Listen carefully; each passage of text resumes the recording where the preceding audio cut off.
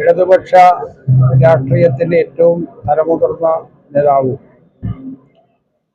തൊഴിലാളി പ്രസ്ഥാനത്തിന്റെ അനിശ്ചിത നേതാവാണ് സ്വാഭാവികം നമുക്കറിയാം. അദ്ദേഹത്തിന്റെ മരണം വളരെ ആകസ്മികമായി സംഭവിച്ചെന്നാണ്.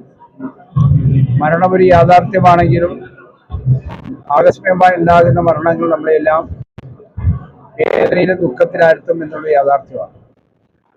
ഇടുക്കി ജില്ലയിലെ തോട്ടം തൊഴിലാളികളുടെയും കൃഷിക്കാരുടെയും എല്ലാ ജനവിഭാഗങ്ങളുടെയും വിഷയങ്ങളിൽ സജീവമായി ഇടപെടുകയും ഓരോ വിഷയത്തിനും പരിഹാരം കാണുന്നതിന് വേണ്ടിയുള്ള പ്രവർത്തനം നടത്തിയ ജില്ലയിലെ എണ്ണപ്പെട്ട നേതൃത്വത്തിലുള്ള സഖാവാണ് നമുക്കറിയാം.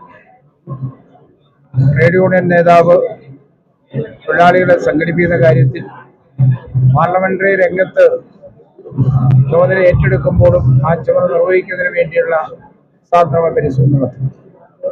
ജില്ലയിലെ അവശേഷിക്കുന്ന ഭൂപ്രശ്നങ്ങൾ പരിഹരിക്കപ്പെടുന്നതിന് വേണ്ടി ഇന്നലെ ബഹുമാനപ്പെട്ട റവന്യൂ മന്ത്രിയുടെ സാന്നിധ്യത്തിൽ ചേരുന്ന റവന്യൂ അസംബ്ലി വിഷയം അവതരിപ്പിക്കുന്നതിനെ സംബന്ധിച്ചും അത് സംബന്ധിച്ച് ഇടതുപക്ഷ ജനാധിപത്യ മുന്നണി തയ്യാറാക്കിയിട്ടുള്ള നിവേദനത്തിന്റെ ഉള്ളടക്കത്തെ എല്ലാം സംബന്ധിച്ച് വളരെ വിശദമായി അദ്ദേഹത്തോട് സംസാരിക്കുകയും അതനുസരിച്ച് ജനറൽ അസംബ്ലിയിൽ റവന്യൂ അസംബ്ലിയിൽ ഒരു നിലപാട് സ്വീകരിക്കുന്നത് സംബന്ധിച്ച് സൂചിപ്പിച്ചപ്പോൾ എന്തായാലും ഈ പ്രശ്നം പരിഹരിച്ചുകൊണ്ടേ നമുക്ക് പോകാൻ പറ്റുള്ളൂ എന്നുള്ള അസന്നിഗ്ധമായ നിലപാടാണ് അദ്ദേഹം സ്വീകരിച്ചത്.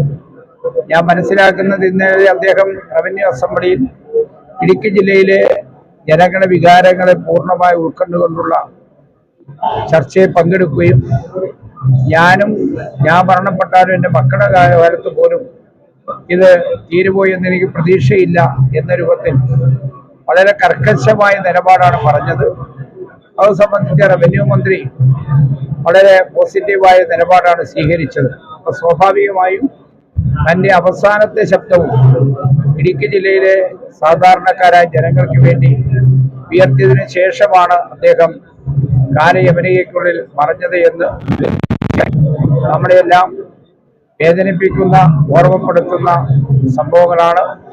അദ്ദേഹത്തിന്റെ വേർപാട് ഇടുക്കി ജില്ലയിലെ തൊഴിലാളി വർഗ രാഷ്ട്രീയത്തിന് ഇടതുപക്ഷ പ്രസ്ഥാനങ്ങൾക്ക് അതുപോലെ തന്നെ വലിയ തീരാനഷ്ടമാണ്.